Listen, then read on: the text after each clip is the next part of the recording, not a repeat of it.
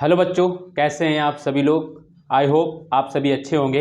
मैं सुनील कुमार स्वागत करता हूं आपके अपने चैनल क्रैकर जीएस एकेडमी में। बच्चों, अगर हम बात करें तो हम यहां पर इंडियन ज्योग्राफी की सीरीज कर रहे हैं, यानी भारत के भूगोल का हम लोग अध्ययन कर रहे हैं, ठीक है। जिसके अंतर्गत जो हमारा टॉपिक है वो चल रहा है, अगर वर्तमान में बात करें तो वो है दोस्तों भारत की मिट्टियां। कौन सी टॉपिक है? तो भारत की मिट्टियां यानी इंडियन सॉइल। भारत की मिट्टियां यानी इंडियन सॉइल, ये हमारा जो है दोस्तों टॉपिक चल रहा है। क्या है? इंडियन सॉइल, ठीक है। ये हम लोग दोस्तों अध्ययन कर रहे हैं और इसकी अभी तक अगर हम बात करें तो आज इसकी 7वीं क्लास है। इससे पहले 6 क्लासेस हो चुकी और इसमें मैंने क्या क्या पढ़ा दिया है तो मैं आपको बताता हूं। जैसे कि हम लोग इसमें क्या पढ़ चुके हैं, तो सबसे पहले हमने पढ़ा है कि मिट्टी क्या है, यानी मिट्टी क्या होती है या क्या है, ठीक है, ये देखा हमने इसमें। सेकंड बी पार्ट हमने इसमें देखा कि मिट्टी का निर्माण कैसे हुआ है। सेकंड हमने क्या देखा? हमने देखा मिट्टी का निर्माण कैसे होता है, का निर्माण कैसे हुआ होता है, कैसे होता है, या मिट्टी किन किन से मिलकर बनी, ये कह लीजिए। थर्ड हमने देखा मिट्टी निर्माण को प्रभावित करने वाले कारक, मिट्टी निर्माण को प्रभावित करने वाले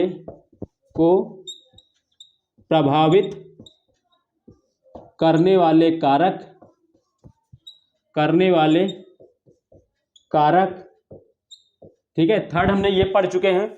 फोर्थ जो है हमने पढ़ा अभी तक मिट्टी का वर्गीकरण, भारतीय मिट्टी का वर्गीकरण, यानी हमने जिसमें आपको बताया कि मिट्टी का जो वर्गीकरण है 2 आधारों पर किया जाता है। पहला कणों के आकार के आधार पर, दूसरा ICAR के अनुसार भारतीय मिट्टी का वर्गीकरण, जिसमें ICAR के अकॉर्डिंग हमने बताया भारत की मिट्टियों को दोस्तों 8 प्रकार में बांटा जाता है। जैसे मैंने आपको बताया जलोढ़ मिट्टी, काली मिट्टी, लाल मिट्टी, लेटराइट मिट्टी, पर्वतीय या वनीय मिट्टी, मरुस्थलीय रेगिस्तानी मिट्टी, पिट मिट्टी एवं दोस्तों या दलदली मिट्टी या क्षारीय या लवणीय मिट्टी। तो 8 प्रकार की हमने मिट्टी आपको पीछे पढ़ा दिया है। और अगर हम बात करें कणों के आकार के आधार पर, अगर हम बात करें तो मिट्टी को 3 प्रकार में बांटा जाता है। सैंड सॉइल यानी बालू मिट्टी, लोमी सॉइल यानी दोस्तों दोमट मिट्टी, एंड दोस्तों क्ले सॉइल यानी चिकनी मिट्टी। तो कणों के आधार पर मिट्टी को 3 प्रकार में बांटा जाता है। और अगर बात करें ICAR के अकॉर्डिंग, जो भारत की एक संस्था है जिसका नाम है भारतीय कृषि अनुसंधान परिषद या Indian council of agricultural research, जो अगर एक संस्था है जो भारत की, जिसके अनुसार भारत में मिट्टी कितने प्रकार की पाई जाती है, तो 8 प्रकार की। तो मैंने आपको ये सारी चीजें पढ़ा दिया। अगर हम बात करें मिट्टी निर्माण को प्रभावित करने वाले कारक, तो मैंने इसमें आपको 5 कारक बताए हैं जो हमने पीछे क्लास में किया है। तो आपको ये सारी क्लासेस ये पीछे हो चुकी हैं। आज हम लोग इसमें देखिए क्या पढ़ेंगे अभी, और इसमें क्या क्या टॉपिक रह गया तो मैं आपको बता दूं। आज हम लोग इसमें पढ़ेंगे मिट्टी की उर्वरता को कम करने वाले, मिट्टी की उर्वरता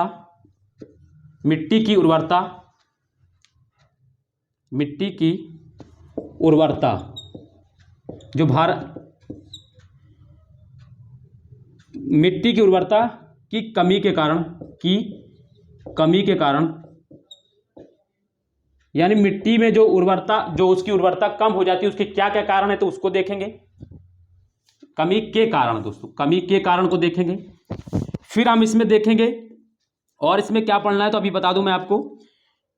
मिट्टी अपरदन पढ़ना है। मिट्टी अपरदन, ये सारे मेंस के टॉपिक है। मिट्टी अपरदन या मिट्टी का कटाव बोल सकते हैं, ठीक है। जिसमें हम बात देखेंगे मिट्टी के अपरदन के 2 प्रकार के होते हैं अपरदन, वो देखेंगे। फिर अपरदन देखेंगे। इसके बाद F के बाद G, मिट्टी अपरदन के कारक, मिट्टी अपरदन के कारण कौन कौन से कारण हैं जो मिट्टी अपरदन के लिए जिम्मेदार कारण हैं, वो देखेंगे। फिर देखेंगे G के बाद H, इसके बाद हम क्या देखेंगे, और लास्ट में फिर देखेंगे अपरदन को रोकने के उपाय, अपरदन को या मिट्टी अपरदन को के रोकने के उपाय, मिट्टी अपरदन रोकने के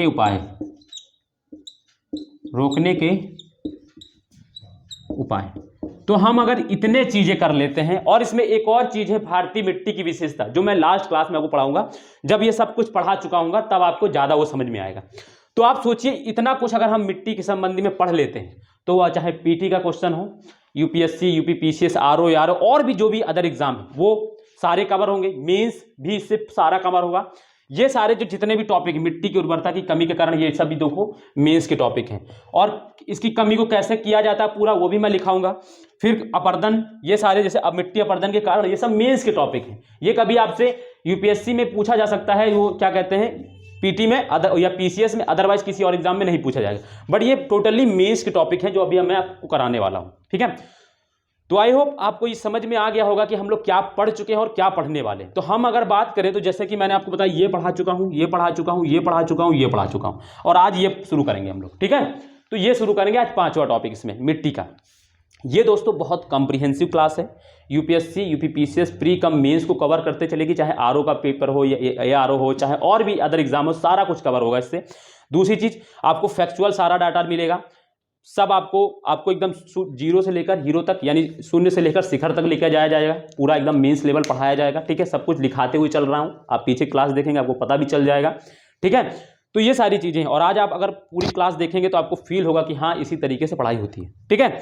तो चलिए हम अपने टॉपिक को शुरू करते हैं। बस आप लोग का क्या है दोस्तों, वीडियो को दोस्तों पूरी वीडियो देखेंगे। दूसरी चीज, लाइक करेंगे, कमेंट करेंगे, और जिन्होंने अभी तक चैनल को सब्सक्राइब नहीं किया वो चैनल को सब्सक्राइब कर लें। तो अभी तक मैं आपको स्पीड में पढ़ा रहा था क्योंकि ये सारी चीज़ें रिवीजन करा रहा था, अब मैं आपको आराम से पढ़ाऊंगा। अब आप लोग एक एक टॉपिक को पढ़ते चलेंगे। तो आज का हमारा जो टॉपिक है मिट्टी की उर्वरता की कमी के कारण, ठीक है। तो आप हेडिंग डालेंगे। जो पुराने लोग हैं उनसे मेरा एक यही रिक्वेस्ट है कि आप जहां से लिख रहे हैं आप उसी के आगे कंटिन्यू करेंगे। अगर नीचे पेज में थोड़ी सी जगह रह गई है तो नेक्स्ट पेज से स्टार्ट करेंगे इसको, ठीक है, क्योंकि ये मेंस के टॉपिक है और उनको बहुत अच्छे समझते हुए चलना है। चलिए डालेंगे। टॉपिक का नाम है हमारा आज का मिट्टी की उर्वरता में कमी के कारण। कौन कौन से ऐसे कारण है जिससे मिट्टी की उर्वरता कम हो जाती है भारत में। हम इसको देख ले तो इसमें सही है सब कुछ, फिर मैं इसको कराता हूँ। हाँ ठीक है, चलिए ठीक है। तो मिट्टी की उर्वरता में कमी के कारण, तो पहला है, हम जानेंगे पहला क्या है। देखो इसको ये समझते चलना है कि क्या कमी हो जाती है तो मिट्टी में उर्वरता, जो अगर मिट्टी में क्या चीज़ ऐसी डिफिशियंसी, यानी मिट्टी में ऐसी किस चीज़ों की कमी हो जाती है जिसकी वजह से मिट्टी की उर्वरता कम हो जाती है। तो हम लोग जानते हैं कि मिट्टी में कुछ पोषक तत्व होते हैं। हम आपको पिछली कई क्लासों से पढ़ाते आ रहे हैं कि मिट्टी में कुछ पोषक तत्व होते हैं, और जब अगर उन पोषक तत्वों की कमी हो जाएगी तो क्या होगा, मिट्टी में उसकी उर्वरता, मिट्टी की उर्वरता भी कम हो जाएगी। तो पहला यही लिखेंगे, पहला जो कारण है मिट्टी में वो है पोषक तत्वों का ह्रास या कमी कह लीजिए, ठीक है। अब ये ह्रास होता कैसे, तो कई कारण है दोस्तों इसके। पहली चीज है जो फसल चक्र है उसका सही तरीके से अनुपालन न किया जाना, ठीक है। जैसे कि मान लो हम लोग ये जानते हैं कि जैसे गेहूं एवं जब हम लोग चावल उगाते हैं तो उसके बाद हमको क्या करना चाहिए, एक मोटे अनाज की फसल उगानी चाहिए। इससे क्या होता है, जो नाइट्रोजीकरण होता है, जो जैसे कि जो मोटे अनाज की जो फसलें होती हैं वो क्या करती हैं, अर्थ है या मिट्टी है उसमें दोस्तों क्या होता है, नाइट्रोजन की मात्रा को बढ़ाते हैं, वो नाइट्रोजनीकरण करते हैं उसमें, ठीक है। और ये जो क्या कहते हैं चावल है, ये सारी चीज़ें क्या होती है, ये नाइट्रोजन को सोखते हैं। तो जैसे अगर हम मान लो जब चावल गेहूँ ये सारी सब्जी उगाने के बाद अगर हम इसमें मोटे अनाज की फसल को उगाते हैं तो इससे होगा ये कि हम जितनी जो नाइट्रोजनीकरण जितना हमने किया है उतना वो पूर्ति कर देते हैं। तो उससे क्या होता है कि मिट्टी की जो पोषक तत्व है या जो उसमें जो जिन चीज़ों की कमी हुई है, डिफिशियंसी हुई है, वो पूरी हो जाती है। तो यहाँ पहले मैंने बताया पोषक तत्वों का ह्रास, तो इसके कई कारण होते हैं, मैंने ये बताया। पोषक तत्वों का ह्रास दोस्तों किस कारण से हो सकता है, तो और भी जैसे कारण हैं, ठीक है। फिर दूसरा हम देखेंगे इसमें और क्या होता है, तो निछालन की प्रक्रिया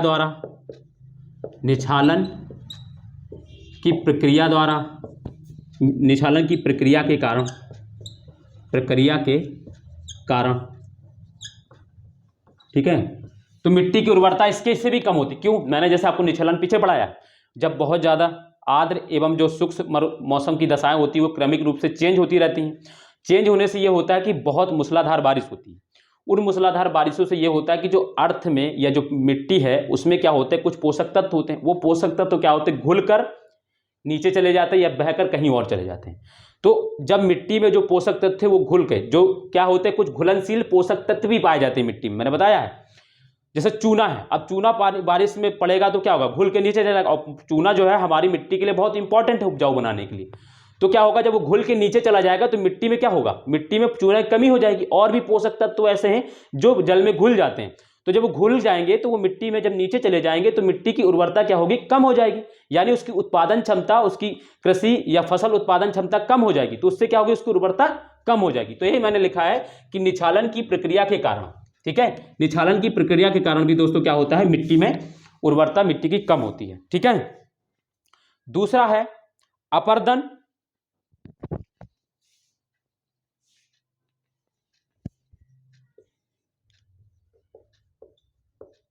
अपर्दन, अपर्दन भी, अपर्दन इसमें क्या होता है, उर्वरता युक्त, इसमें होता क्या अपर्दन में, तो ये जान लें। इसमें होता यह है कि उर्वरता युक्त मिट्टी का बहाव, मिट्टी का बहाव, उर्वरता युक्त मिट्टी का बहाव, उर्वरता युक्त मिट्टी का बहाव।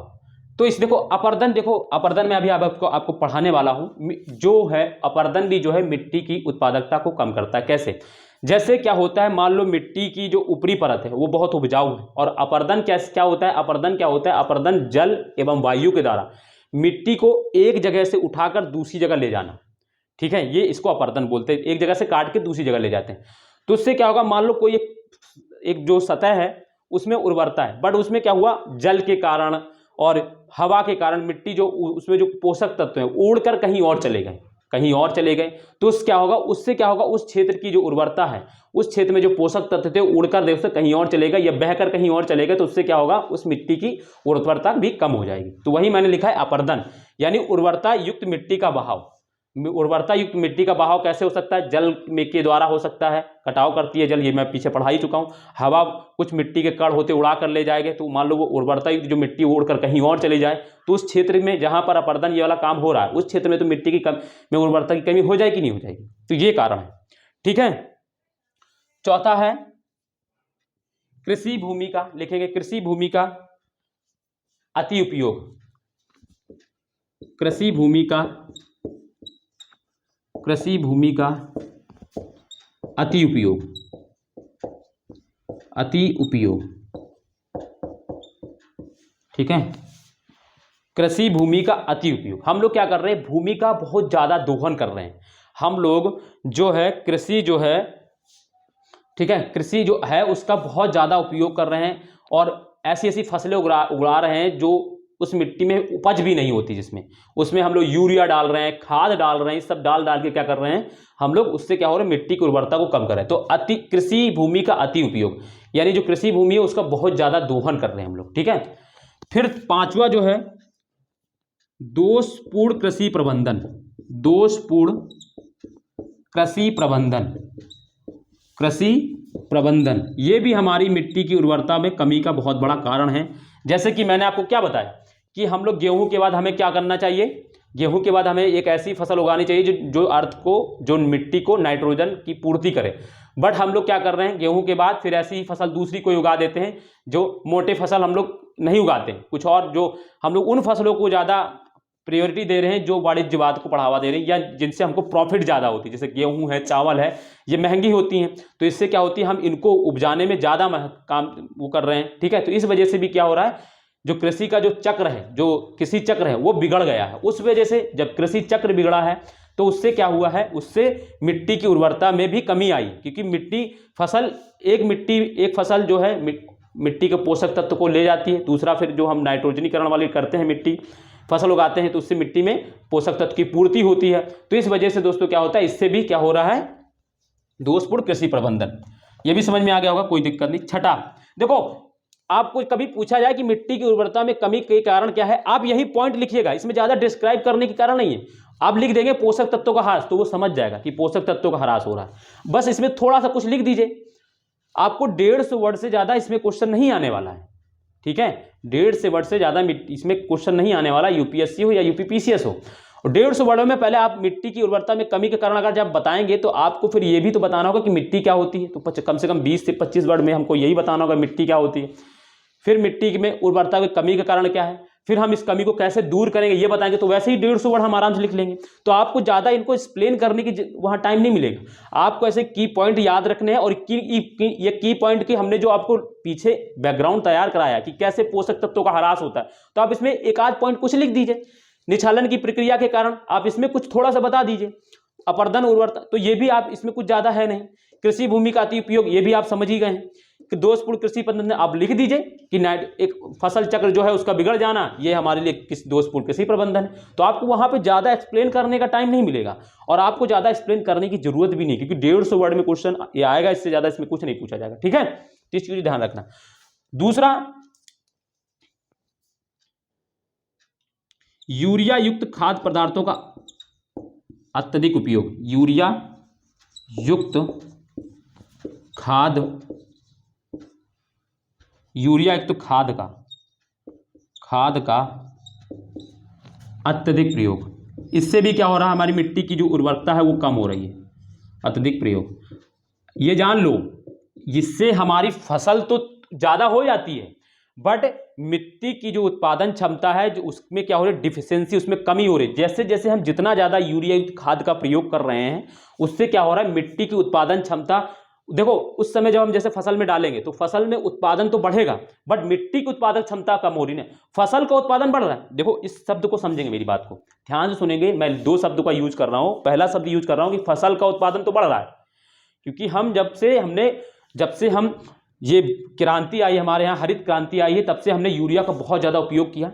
यूरिया के उपयोग से क्या हुआ, फसल का उत्पादन बढ़ा, है ना, और हमारे पास क्या, अनाज की आपूर्ति भी बढ़ गई।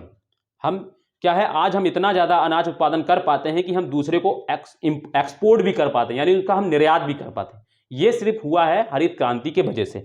नहीं तो पहले हम जब 1960-65 से पहले की, अगर हम 60 से पहले की अगर हम बात करें, तो हमें क्या करना था, हम अमेरिका से गेहूं उधार लेते थे, चावल हमको वहाँ एक समझ लो हम भीख की तरह मांगते थे, और वो इतना खराब चावल गेहूं हमको देते थे कि हम लोग क्या है उसको, कि जानवर भी ना खाएं, उस तरीके के लोग देते थे। क्यों, हम लोग उस समय, भारत आज़ाद हुआ था, भारत गरीबी की दौर से गुजर रहा था, भारत बहुत कुछ उस समय झेल रहा था, तो उस समय हमारे पास इतना पैसा नहीं था। हमें विश्व के देशों को की मदद की ज़रूरत थी, और हमने मदद की गुहार की, तो बहुत सारे देशों ने हमारी मदद की भी, बट वो उतने निर्णायक तरीके से नहीं साबित हो पाई। लेकिन जब हरित क्रांति की शुरुआत हुई यूरोप में 1960 के बाद, फिर हमारे यहाँ 1966 के बीच में हरित क्रांति लाए स्वामीनाथन जी, है ना, जिनका बहुत योगदान है। तो उससे क्या हुआ, फिर हम लोग क्या किए, हम लोग अधिशेष उत्पादन करने लगे। अधिशेष उत्पादन में सबसे बड़ा रोल क्या है, यही यूरिया युक्त खाद का। यूरिया युक्त जब हमने खाद का उत्पादन डालना मिट्टी में शुरू किया, तो उससे क्या हुआ, हमारे पास जो प्रोडक्शन है, जो फसल का जो प्रोडक्शन है, एग्रीकल्चर का जो प्रोडक्शन है, वो बढ़ने लगा। कम क्षेत्र में हम ज़्यादा उत्पादन करने लगे। उससे हुआ ये कि हमारे पास जो अन्न का अधिशेष हुआ, अन्न अधिशेष से हमने दूसरी जगह निर्यात करना शुरू किया, अदर देशों में निर्यात करना, क्योंकि हमारे पास भूमि थी, उपजाऊ भूमि थी, लेकिन हमारे पास संसाधन, हमारे पास वो टेक्नोलॉजी भी नहीं थी। और 1990 के बाद हमारे पास टेक्नोलॉजी भी आ गई, जब से उदारीकरण आ गया। उदारीकरण से क्या हुआ, सारा बाजार, विश्व बाजार सबके लिए खुल गया। उससे क्या हुआ, बाहर के देशों की टेक्नोलॉजी हमारे पास आने लगी। हरित क्रांति पीछे से चली आ रही थी, उदारीकरण ने और हमारी एग्रीकल्चर को सहारा दे दिया। इससे क्या हुआ कि हमारा जो प्रोडक्शन लेवल है वो बढ़ गया। लेकिन इस यूरिया ने हमारी कृषि मिट्टी की उत्पादक क्षमता को कम कर दिया। एग्रीकल्चर का यानी प्रोडक्शन का तो हमने बढ़ाया, हमारे पास फसल उत्पादन तो बढ़ा, यानी हमने क्या किया, हमारे पास जितना हम लोग कंजम्स कर पाते, जितना हम लोग उपभोग कर पाते, उससे ज़्यादा उत्पादन तो किया। लेकिन उस यूरिया ने हमारी मिट्टी की उत्पादन क्षमता को कम कर दिया। अब यहाँ पर देखो, आप थोड़ा सा कंफ्यूज मत करिएगा। यूरिया से कृषि का उत्पादन तो बढ़ा, फसल का उत्पादन तो बढ़ा, लेकिन मिट्टी की उत्पादन क्षमता कम हो रही है धीरे धीरे। हम जितना ज़्यादा यूरिया डालते हैं उससे क्या होता है, हमारे पोषक तत्व, हमारे जो उसका कह लीजिए मिट्टी में लवणीयता की कंटेंट बढ़ता जा रहा है धीरे धीरे। मिट्टी में क्या हो रहा है, लवणीयता का कंटेंट बढ़ रहा है, उससे क्या हो रहा है, मिट्टी धीरे धीरे अनउर्वर होती जा रही है। और हमें जब, अब आप एक चीज देखिएगा, आपको मैं आपसे, आपके घर में कोई फादर होंगे या दादाजी होंगे, आप उनसे पूछिएगा जो एग्रीकल्चर, जो कृषि काम करते होंगे, आज से 10 साल पहले जिस फसल में आप 1 बोरी यूरिया डालते होंगे और आज आज से 10 साल पहले जिस खेत में आप 1 बोरी यूरिया डालते होंगे और आज उसी खेत में उतना ही फसल उत्पादन करने के लिए हमें 2-3 यूरिया डालना पड़ता होगा। क्यों? क्योंकि उसका रीजन यही है कि मिट्टी की जो खुद की उत्पादन क्षमता थी वो कम हो गई है। उसने, यूरिया ने उसको रिप्लेस कर दिया, उसने उसको खत्म कर दिया। तो वही मैंने लिखा है कि यूरिया युक्त खाद का अत्यधिक प्रयोग, उससे भी क्या हुआ है, मिट्टी की उर्वरता में कमी हो गई है। बात समझे? तो ये 5-6 जो कारण है मेजर मैंने आपको बता दिए, जिनको आधार बनाकर आप कोई भी क्वेश्चन आराम से लिख सकते हैं। मैंने आपको इतना समझा दिया है, इतना कुछ आपको पढ़ा दिया है पिछली क्लासेस में, आप आराम से एक क्वेश्चन लिख पाएंगे इसको। ठीक है, अब इसमें हम देखते हैं कि मिट्टी की जो उर्वरता में कमी है के कारण है, और भी देखो मिट्टी में उर्वरता की, भारत की मिट्टी में एक उर्वरता का और कारण है। हमारे भारत में जो नाइट्रोजन है, फास्फोरस है और पोटास है, उसकी जो अनुपात का जो मात्रा की जो अनुपात है वो भी कम पाया जाता है। बट उसको हम लोग यहाँ पे नहीं लिखेंगे, उसको बाद में वहाँ पे लिखेंगे। ठीक है, तो ये भी है एक कारण, एक भी लिख सकते हैं आप, भारत की मिट्टी में कमी, उर्वरता की कमी का कारण एक ये है कि नाइट्रोजन, फास्फोरस और है ना पोटास की कमी, है ना, के अनुपात की कमी। ठीक है, तो ये भी एक कारण है हमारे भारत में मिट्टी की उर्वरता के कारण। ये 6 पॉइंट आपने लिख लिए होंगे और उसको समझ भी गए होंगे। अब आप लोग पैराग्राफ चेंज करेंगे और पैराग्राफ चेंज करके लिखेंगे जो मैं लिखाना जा रहा हूं। अब मैं इसको कैसे इसको दूर कर सकते हैं उस चीज को लिखाऊंगा, बट मैं हेडिंग नहीं करवा रहा हूं, इसको मैं आपको पैराग्राफ में लिखवाऊंगा, आप लिखते चलेंगे पैराग्राफ में। ठीक है, लिखेंगे उर्वरता में वृद्धि के लिए, लिखेंगे पैराग्राफ चेंज करेंगे, जैसे यहां पे पॉइंट खत्म हुआ पेज में, तो आप बीच पेज से इस तरीके से लिखना शुरू करेंगे। उर्वरता में वृद्धि के लिए, उर्वरता में, मैं इसको मिटा दे रहा हूं, उर्वरता में लिखेंगे, फटाफट जल्दी लिखेंगे। उर्वरता में वृद्धि के लिए इन कारणों, उर्वरता में वृद्धि के लिए इन कारणों के पर नियंत्रण के अतिरिक्त, इन कारणों पर नियंत्रण के अतिरिक्त लिखते चलेंगे, इन कारणों पर नियंत्रण के अतिरिक्त, नियंत्रण के अतिरिक्त, नियंत्रण के अतिरिक्त इसमें, नियंत्रण के अतिरिक्त इसमें, इनमें सिंचाई व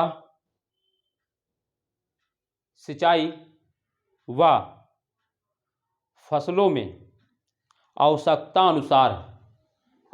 अनुसार जैविक खाद डालना आवश्यक है। इन पर नियंत्रण के साथ साथ या अतिरिक्त इनमें सिंचाई व फसलों में आवश्यकता अनुसार जैविक खाद डालना आवश्यक है। जैविक खाद यानी जो गोबर है और भी जो कंपोजिस्ट चीज़ों से बनती जो खाद है, जिससे क्या होती है मिट्टी की उर्वरता बढ़ती है, कम नहीं होती, उनको डालना हमें इंपॉर्टेंट है। ठीक है, तो ये बात है। अगला पैराग्राफ चेंज करके लिखेंगे, भारतीय मिट्टी में, पैराग्राफ चेंज करके लिखेंगे, भारतीय मिट्टी में सामान्यतः नाइट्रोजन, भारतीय मिट्टी में सामान्यतः नाइट्रोजन, फास्फोरस तथा पोटाश,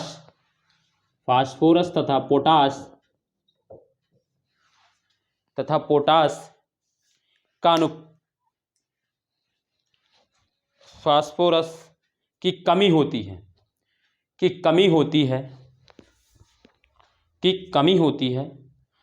भारतीय मिट्टी में सामान्यतया नाइट्रोजन, फास्फोरस, पोटाश की कमी होती है।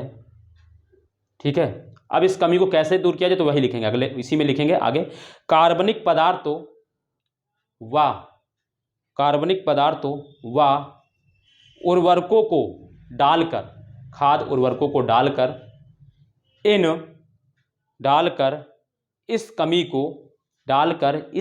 को पूरा किया जाता है। हम लोग क्या करते हैं, हमारे में नाइट्रोजन, फास्फोरस ये सब कमी है, तो हम लोग क्या करते हैं, कार्बनिक पदार्थ डालते हैं, यूरिया जैसी चीज़ें डालते हैं और डालकर क्या करते हैं, इनकी कमी को दूर करते हैं। ठीक है, तो यही लिखना है कि कमी को पूरा किया जाता है। और हम जानते हैं कितना अनुपात होता है नाइट्रोजन फास्फोरस, कितना अनुपात होना चाहिए, तो 8:4:2 का, लेकिन हमारे यहाँ है कितना, तो 4:2:1 का अनुपात है। ठीक है, ये चीज़ है। अगला पैराग्राफ चेंज करके लिखेंगे इसमें चक्रीय कृषि, पैराग्राफ चेंज करके चक्रीय कृषि,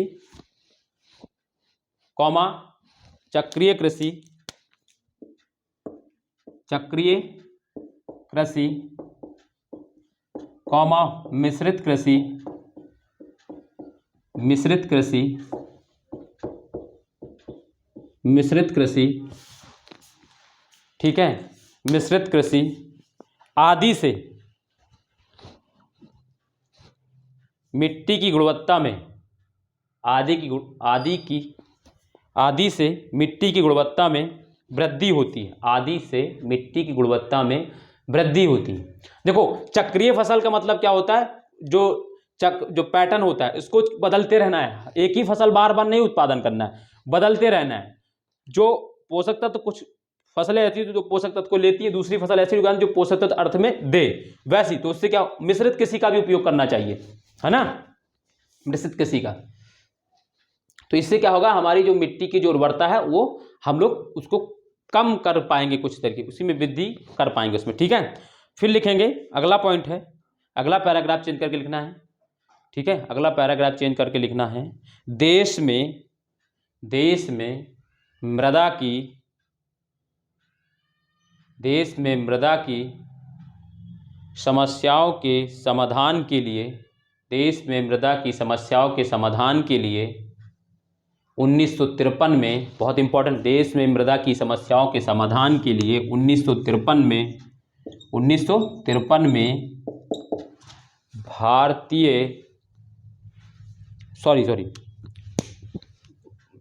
1953 में केंद्रीय मृदा संरक्षण बोर्ड, केंद्रीय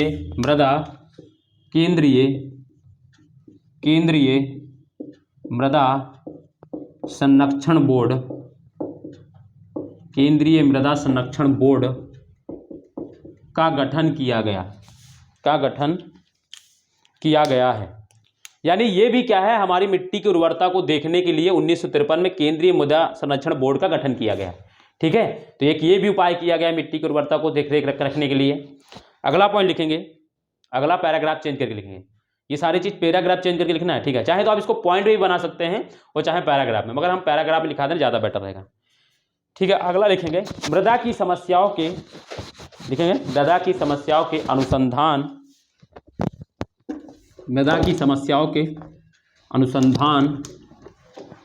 अनुसंधान कैसे लिखते हैं, तो मैं लिख दे रहा हूँ, मृदा की समस्याओं के अनुसंधान,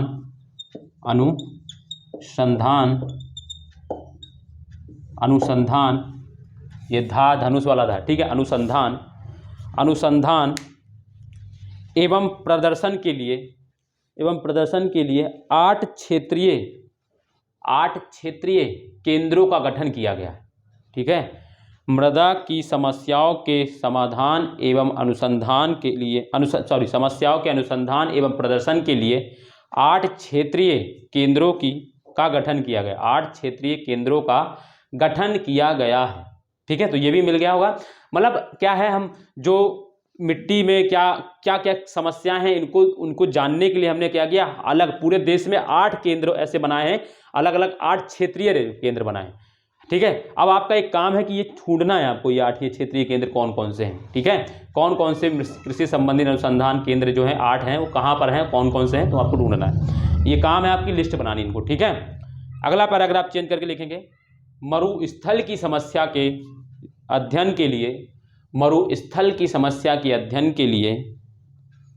के लिए जोधपुर कहाँ है, ब्रैकेट में करके लिखेंगे राजस्थान, बहुत इंपॉर्टेंट है। कजरी एक बनाया गया है जोधपुर में सेंट्रल सेंट्रल एरिड, ठीक है, central arid zone, central arid zone research institute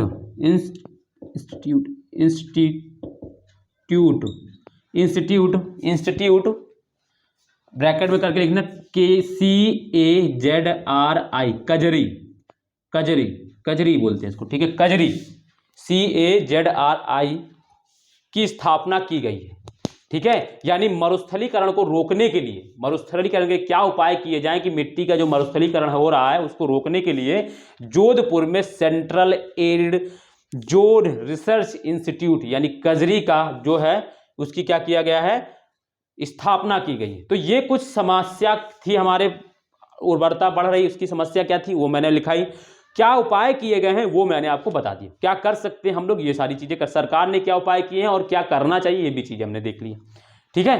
तो ये सारी चीजें हैं, इनको हम लोग आराम से इसके सॉल्यूशन में भी लिख सकते हैं, ठीक है। तो ये हमारा एक पूरी तरीके से 150 से 250 वर्ड का 150 वर्ड का एक क्वेश्चन अच्छे से तैयार हो गया, यूपीएससी चाहे यूपीपीएससी में हो, आराम से आप इसको लिख सकते हैं, ठीक है। तो ये आपको समझ में आ गया होगा। अगला हम लिखेंगे दोस्तों मृदा अपरदन, ठीक है। अगला जो टॉपिक है हमारा वो है दोस्तों मृदा अपरदन, ठीक है। मृदा अपरदन ये बहुत इंपॉर्टेंट है, जानना है कि मृदा अपरदन क्या होता है, ठीक है, इसको समझ लेंगे और फिर हम लोग मृदा अपरदन के कारण को देखेंगे, क्योंकि हमने एक प्रॉमिस किया कि आपको सारा कुछ एकदम अच्छे से कराना है, तो उसी वजह से, ठीक है। सब कुछ सही है ना, हाँ ठीक है सब कुछ। चलिए तो अब हम डालेंगे हेडिंग मृदा अपरदन, क्या होता है मृदा अपरदन ये जानेंगे, मृदा अपरदन, ठीक है, या इसी को मृदा कटाव बोलते हैं, मृदा कटाव या मिट्टी कटाव, मृदा कटाव, इसी को दोस्तों सॉइल इरोजन बोलते हैं, सॉइल इरोजन, सॉइल इरोजन, ठीक है, ये है हमारा, ठीक है। तो देखो मृदा अपरदन होता क्या है, मैं आपको एकदम लेमैन लैंग्वेज में समझा देता हूं, बिल्कुल आराम से समझना है। जब मिट्टी की ऊपरी परत को, ठीक है, जब मिट्टी की ऊपरी परत को जल या वायु, ठीक है, एक स्थान से बहाकर दूसरे स्थान पर ले जाते हैं तो उसको कहते हैं मृदा अपरदन। अब ये जल एवं वायु ही करते हैं। अब जल कई रूपों में हो सकता है, नदी में हो सकता है, लहरों के रूप में हो सकता है, वर्षा के रूप में हो सकता है, तो जल कई रूपों में हो सकता है। जल नदी के रूप में हो सकता है, जल समुद्री लहरों के रूप में हो सकता है, जल वर्षा के रूप में हो सकता है। जल एवं वायु जो है मृदा को का क्या करती है, अपरदन करती है, ये आपको याद रखना है, ठीक है। तो जल, तो चलिए लिखिए लिखिए लिखिए इसी में जल तथा वायु के प्रभावाधीन, जल तथा वायु के प्रभावाधीन, जल तथा वायु के प्रभावाधीन, जल तथा वायु के प्रभावाधीन मृदा की ऊपरी परत, मृदा की ऊपरी परत कटकर बह जाती है, कटकर बह जाती है, वही मैंने बताया ना, एक बहकर कहीं और चली जाती है, तो कटकर बह जाती है, इसे मृदा अपरदन कहते हैं। क्या है लिखा है मैंने, जल तथा वायु के प्रभावाधीन मृदा की ऊपरी परत कटकर बह जाती है, जल तथा वायु के प्रभावाधीन मृदा की ऊपरी परत कटकर बह जाती है, इसे मृदा अपरदन कहते हैं। ये समझ में आ गया क्या होता है। अब मृदा अपरदन किस स्थिति में ज़्यादा होता है। मृदा अपरदन जैसे कि हम बताएं, जब जो मान लो कोई ढाल है, कोई जो भूमि का जो ढलान है जब ज़्यादा होगा तो मृदा अपरदन बहुत ज़्यादा होगा, या जब बारिश बहुत ज़्यादा होगी तो मृदा अपरदन ज़्यादा होगा, या जब जहाँ पर वनस्पति विहीन भूमि होगी, जहाँ पर वनस्पति नहीं होगी वहाँ पर भी मृदा अपरदन ज़्यादा होगा। तो मृदा अपरदन को कम करने के ये 3 उपाय हैं। मतलब ज़्यादा क्यों होती है तो दोस्तों, या तो समान ढाल है, जहाँ पे ज़्यादा ढाल होगा वहाँ पे मृदा अपरदन भी ज़्यादा होगा, जहाँ पे बारिश ज़्यादा होगी वहाँ पे भी मृदा अपरदन ज़्यादा होगा, और जहाँ पे वनस्पति कम होगी वहाँ पे भी मृदा, क्योंकि वनस्पतियाँ जो होती है मिट्टी को, जो वनस्पति की जो जड़ें होती है वो मिट्टी को पकड़े रहती हैं, उससे क्या होता है मिट्टी के अपरदन को कम करती हैं, वो मिट्टी अपरदन रोकने में बहुत निर्णायक भूमिका वो आती है। तो ये क्वेश्चन कई बार पूछा भी जा चुका है, तो उसको लिख लें। आगे लिखें ब्रैकेट, पैराग्राफ चेंज करके लिखेंगे, पैराग्राफ चेंज करके लिखेंगे मृदा अपरदन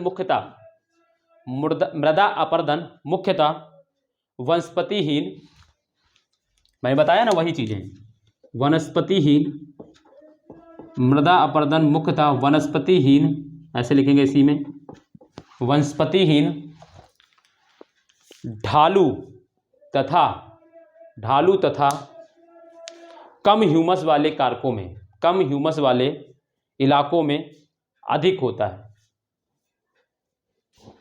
मृदा अपरदन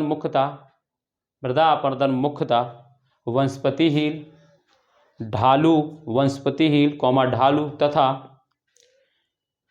कम ह्यूमस वाले, मतलब जहां पे जैविक पदार्थ कम हो, कम ह्यूमस वाले इलाकों में अधिक होता है, कम ह्यूमस वाले इलाकों में अधिक होता है ना। तो जिस मिट्टी में ह्यूमस भी कम होगा तो वो भी वहां पे भी अपरदन ज्यादा होगा, क्योंकि ह्यूमस क्या होगा, मिट्टी को टाइट करके पकड़े रहते हैं, वो उसको मतलब उसको सॉलिड फॉर्म में बनाए रखे होते हैं। अगर जिसमें उर्वरता कम होगी, जिसमें जैविक पदार्थ कम होंगे, तो मिट्टी क्या होगी, ढीली होगी, उससे क्या होगा, हवा है उसमें ज़्यादा प्रभाव डाल पाएगी, पानी है उस पर ज़्यादा प्रभाव डाल पाएगी, तो उसका ज़्यादा कटाव होता है। तो मिट्टी को क्या होता है इनमें, जिनमें अगर इन चीज़ों की कमी होती है तो ये ज़्यादा मिट्टी का कटाव होता है। ठीक है, तो इस चीज़ को आप समझ गए होंगे। अब लिखेंगे, पैराग्राफ चेंज कर लेंगे, मृदा अपरदन के प्रकार। ठीक है, मृदा अपरदन के प्रकार। तो मृदा अपरदन के दो प्रकार हैं, मृदा अपरदन लिखेंगे, और मृदा अपरदन के दो प्रकार हैं। पहला है परतदार अपरदन, मिट्टी अपरदन के प्रकार, और फिर मिट्टी अपरदन के दो प्रकार हैं। तो पहला कौन सा है, मिट्टी अपरदन के प्रकार। ठीक है, तो डैश करके लिखेंगे, मिट्टी अपरदन के दो प्रकार हैं। पहला कौन सा है, तो पहला है परतदार अपरदन, परतदार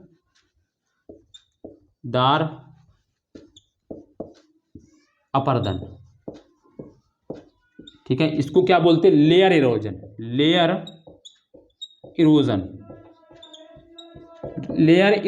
ठीक है, सेकंड जो होता है नालीदार अपरदन। बहुत इंपॉर्टेंट चीजें मैं पढ़ा रहा हूं, और आपको एक एक चीजें पता रहेंगी, ये मैं आपको गारंटी दे रहा हूं। बस आप आराम से चीजें करते रहिए, आपको कोई दिक्कत नहीं। इसको बोलते हैं ग्यूले इरोजन। इसको मैं खुद ही नहीं बोल पाता जल्दी से, तो इसलिए मैं बोलते ही नहीं इसको, ग्यूलेरेजन। ठीक है, तो ये पहला अपरदन है। अपरदन के दो प्रकार के उसे, परतदार अपरदन, नालीदार अपरदन। ठीक है, परतदार अपरदन का मतलब क्या होता है, जब मिट्टी की ऊपरी परत को वायु या जल जो है बहाकर कहीं और ले जाती, तो उसको परतदार अपरदन के, मिट्टी की ऊपरी परत को। नालीदार अपरदन का मतलब क्या होता है, मान लो कोई इलाका है और उसमें गहराई से जब कोई अपरदन होता है, एक तो देखो जैसे कि मैं इसको समझा रहा हूं, फिर मैं लिखा दूंगा। परतदार अपरदन का मतलब क्या, मान लो ये परत है, ये मान लो मिट्टी की परत है। जब मिट्टी की परत में क्या होगा, ऊपर जो अपरदन होगा, ऊपर मान लो मिट्टी का पानी, जल धारा ऊपर का मिट्टी बहा लेगा इसके ऊपर की परत को, इसके ऊपर की, और हवा इसकी मिट्टी के ऊपर के परत को बहा लेगा, तो ये तो परतदार अपरदन हो गया। इसके ऊपर वाली जो मिट्टी है उसको बहाकर ले जाना। ठीक है, ये तो परतदार। बट नालीदार अपरदन क्या होगा, मान लो कोई एक ये एरिया है, और इसमें क्या होगा, ये गहराई से अपरदन होगा, इस तरीके से नाली टाइप में बना देगा, इस तरीके से गहराई में ये अपरदन होगा, नाली बना देगा, नाली टाइप में बना देगा। और ये कौन करता है, ये हवा नहीं करता, ये सिर्फ पानी करता है। नालीदार अपरदन जो है सिर्फ पानी करता है, सिर्फ जल करता है, हवा नहीं करता।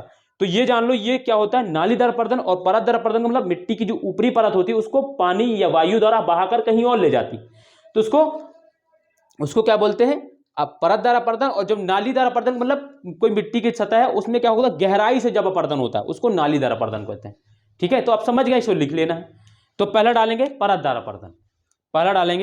अपरदन, जब लिखेंगे परतदार अपरदन मतलब पहला डालेंगे परतदार अपरदन, और इसमें लेयर इरोजन, और फिर उसमें लिखेंगे क्या, जब मृदा की ऊपरी परत को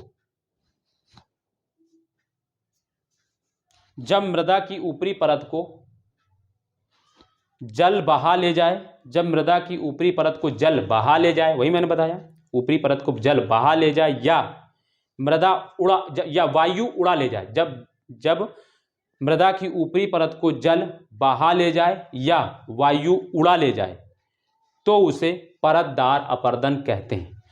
जब मृदा की ऊपरी परत को जल बहा ले जाए या वायु उड़ा ले जाए तो उसे परतदार अपरदन कहते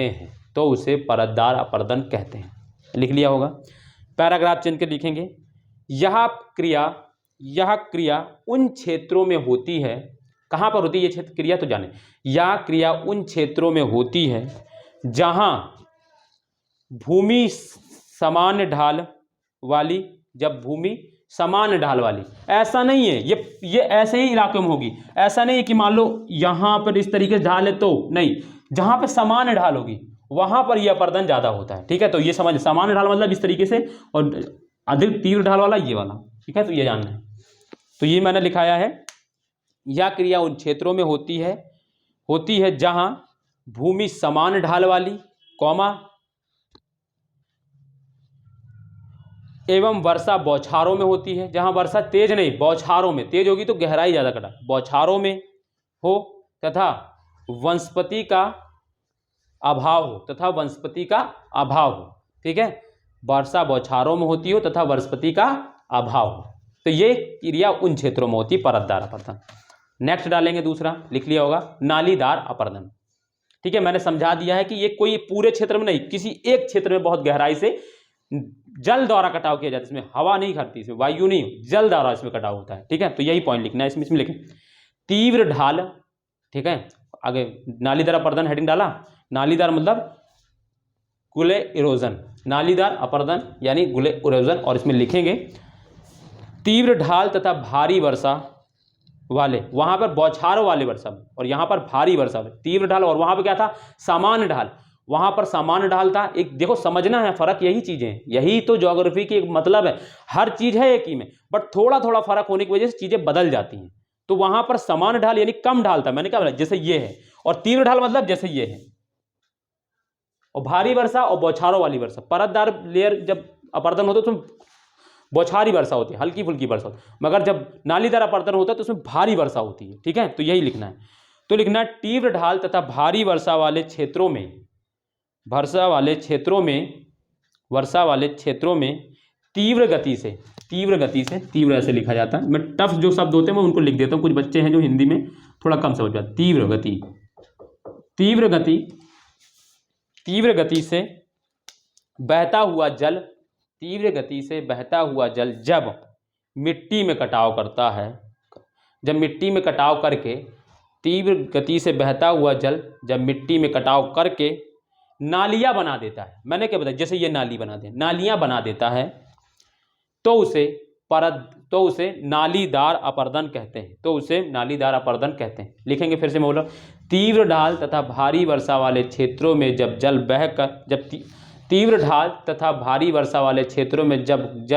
तीव्र गति से बहता हुआ जल जब मिट्टी में कटाव करके नालियां बना देता है तो उसे नालीदार अपरदन कहते हैं। ठीक है, तो ये हो गए अपरदन क्या है, अपरदन कितने प्रकार का होता है, तो ये मैंने आपको बता दिया। अपरदन दो प्रकार का होता है, एक तो परतदार, जब मिट्टी की ऊपरी परत को बहाकर पानी या वायु कहीं और ले जाए तो उसको मृदा परतदार अपरदन कहते हैं, और जब जल जो है उस गहराई में जब उसको अपरदन करता है भूमि का परत का, मिट्टी के परत का, तो वो क्या होता है, नाली बना देता है, तो उसको क्या होते हैं, नालीदार परत अपरदन। ठीक है, तो ये दोनों अपरदन को समझ में आए। अब हम लोग कल जानेंगे मृदा अपरदन के कारण, कौन कौन से मृदा अपरदन के कौन से कारण है। तो मैं आपको बताऊंगा कल, दो कारक डिफाइन करके बताऊंगा। एक तो भौतिक कारक होता है, दूसरा मानवीय कारक होते हैं।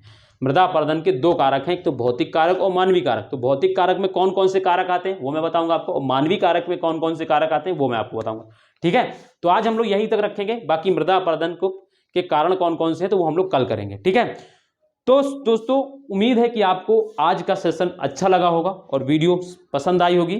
ठीक है, और अगर वीडियो पसंद आई हो, वीडियो मज़ा आया देखने में, तो वीडियो को दोस्तों लाइक करें, शेयर करें एवं दोस्तों कमेंट करें। और जिन्होंने अभी तक चैनल को सब्सक्राइब नहीं किया है वो चैनल को सब्सक्राइब भी कर लें। ठीक है, और आप लोग कमेंट करने में बहुत ज़्यादा कंजूसी करते हैं, ये मुझे ऐसा लगता है।